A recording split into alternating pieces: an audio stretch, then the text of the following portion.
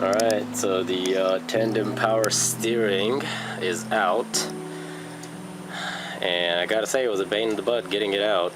I mean, there was a lot of things you have to remove and to get clearance for some of the bolts. And this bolt, as you guys saw, was having a little trouble because of the clearance here, and I really didn't want to take this pulley off, so I managed to get it off. I mean, it was a little struggle, but that was the last bolt that was left. And then the bracket, one that sat there, took that off too. That's where that one that you couldn't see on the camera goes all the way onto the body there, so it kind of sat just like that. And it is about 115 degrees outside, and I'm sweating my rear end off. So I'm gonna show you guys what it looks like where this thing is out. There's a lot of free space there now. Now I can actually clean all this fluid off. A couple of cans of brake fluid or brake cleaner fluid should do it. So again, now I know why dealer wants $2,000 to do a power steering job, or a power steering pump replacement, I guess. So, and that's just for the pump, not to mention the flushing of the fluid all throughout the hydraulic system, and that's another $2,000 to $3,000. So yeah, now that I know what it looks like, I'm gonna go ahead and order that other one. Actually compare all the parts on this, just the power steering pump part, nothing else, because we're getting rid of half of this pretty much, so the other thing is going to be half this size. And I guess we're going to do another part on this thing. So for now, there you have it, we got it out. Alright, so we got the new power steering pump in, and it came in straight from Hong Kong. So now you guys can see the difference between the tandem power pump or power steering pump and then just a regular E500 power steering pump. You guys can see the big difference. I mean, this thing weighs about, let's say about 5 pounds. This thing, on the other hand, about 35 pounds. So it's a big difference. Now, one thing you want to make sure that this bracket right here, that does come with the one, anybody that wants to order one of these, because a lot of them will not have these. I made sure that this bracket comes with it, and it's already been installed, as you guys can see. So this piece is actually separate, and that thing lines up exactly with these two holes right there, so from the other pump. So you want to make sure this bracket comes with it. Now this thing obviously is eliminated. This is eliminated. You have one input for this nut right here, which goes here. You guys have your negative or ground, which I will install right there. And then you guys have two holes here for the front, and then two holes back here. On the other one, it was just one right down there, and this one is actually going to be two. And I picked up a couple of new bolts for here. These fit perfect in there, and these are the M8 125, so 1.25. That's the size of these ones, and they fit perfect. They kind of look like the e-torques that come, off the car. So we're going to eliminate this one. So we have enough bolts. You are going to need a 10 millimeter socket for the new bolts that I got, and then obviously the e-torques 10, which are for these e-torques for the bigger ones. I believe that these are not 10, these are 12s, the bigger ones. 10s are for the smaller ones, so you're gonna need a 12 as well. So now let's see the fitment. Now I already went ahead and mocked this up and fitted this once. As you guys can see, there's some grease marks on there. So one thing that I am going to show you guys on the vehicle that you need to do for this to actually connect to there perfectly. And some people said that you need to extend the pipe, but what I did was it's a lot simpler than that. So let's go ahead and take a look at that. Alright, so basically the pump will sit right here and it's gonna line up with that pulley right there perfectly. There's a hole here for the back and a hole down here, so those two holes are going to be for the back and the front, and there's another hole up here and another one right there that was behind that pulley. So those 4 points are going to be locked in place and tightened up. Now there was this pressure line that goes sideways, and it sat right there on the other pump, the tandem pump.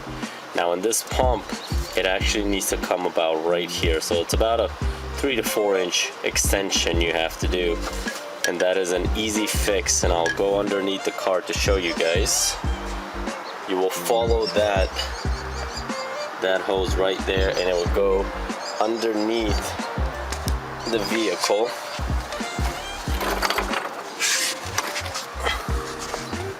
So we are under the vehicle, and as you guys can see, there's right there that screw. It's an e-torques one, of course. I undid that from the bracket right here. So this is the bracket, this is the screw.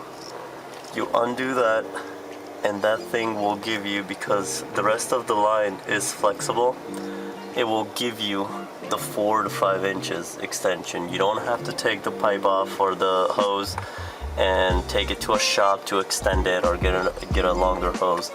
You just do that, just take that little screw off, and that will give you that flexibility, that extension that you need. So now I can show you guys that I can pull that. We're gonna go back up.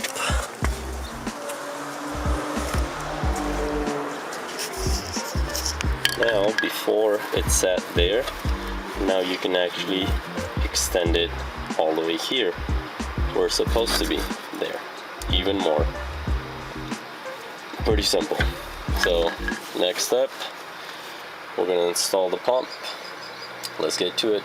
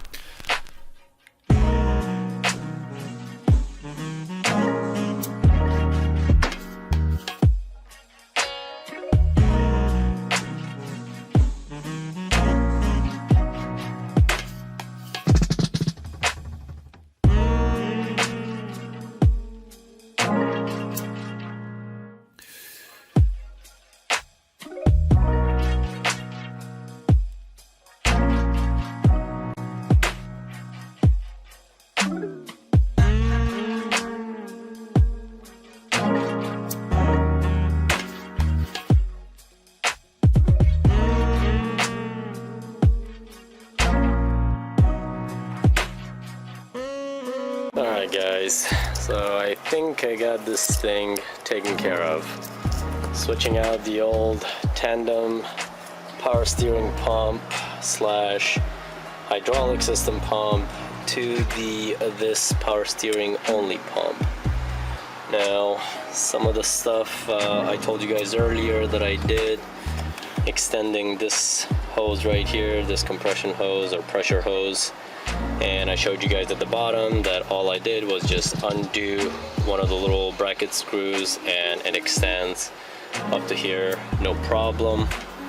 I did kind of MacGyver this pipe right here, this hose, from the power steering reservoir, connected it with a pipe to extend it to the new power steering pump. I bought a couple of different hoses, brand new hoses, and they just wouldn't fit. They weren't flexible enough. They would bend too much, so I went ahead with its own two hose connection there, so hopefully that holds. And I did went ahead and cap off this. It's not needed anymore. I put the reservoir back, screws are in, ground is in. I kind of zip tied the extra hose here, the other pressure hose for the hydraulic system. Don't need it anymore. Eventually I'm going to take off all the rest of the hoses, but I just wanted to get this system going and see if it works without any hiccups, any leaks or anything. And I wanted to show you guys on film a lot of the stuff that I did here, but I did have to take this thing off and on a few times just to get this right. So I wanted to get the exact measurements there, but it would have been way too long, so I didn't want you guys to go through all that headache. And after that, the belts, both of them went on.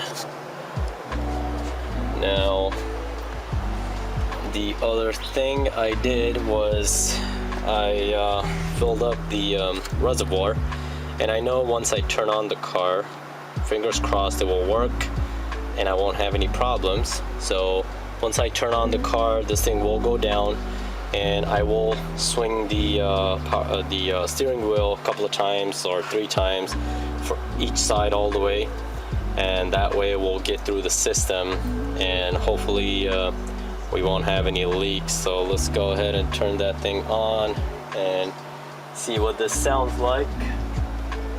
So I'm gonna go ahead and turn it on. Right. Alright, here goes nothing.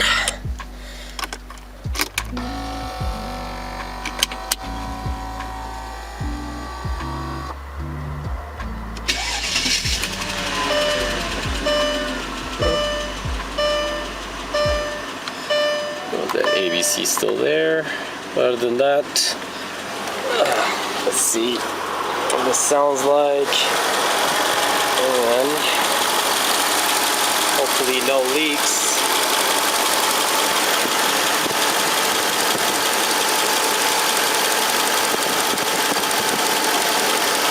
This part is a little too close, but I think there's enough clearance here, it's not going to touch the belt.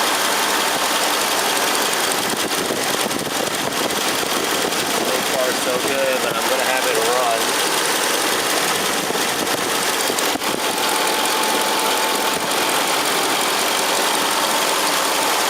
We'll get the car warmed up, and since I did lose some fluid onto the exhaust and the pipe, I'm pretty sure I'm going to get some smoke coming out, so that should be normal. But let's go ahead and do the steering wheel all the way to the left, all the way to the right.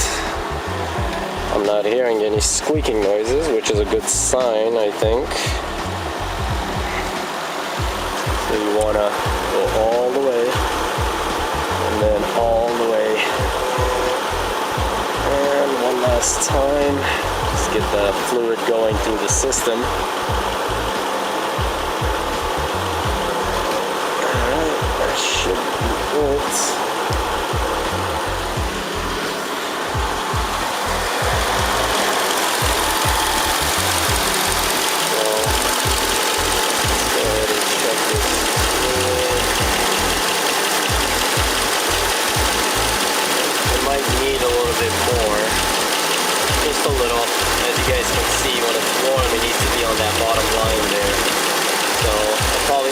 little bit more fluid in a few minutes, but if everything goes well,